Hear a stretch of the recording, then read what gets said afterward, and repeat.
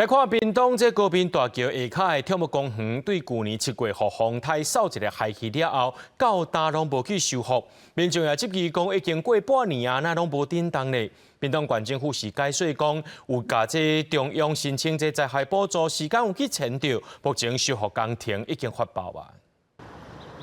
古水的狗仔伫草坡顶悬走来走去，这个快乐的画面伫屏东高滨跳木公园已经半年外毋捌看到啊！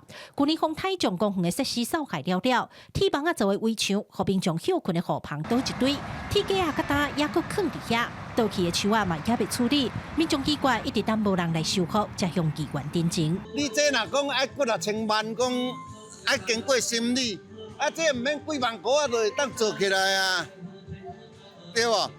这要复原哦，两个复原都唔免100万呢，对无？啊，一个管路这拖车拖遐久啊！因为这个是风台造成的损失，所以爱向中央来争取这个修理的费用甲预算，所以有延着时间。但是我再一次拜托农业处一定爱用上紧的时间，把这个公园修理好势。 民众讲，进前拜6礼拜，至少拢有50个人带宠物伴来遮佚佗，使用率算是真悬。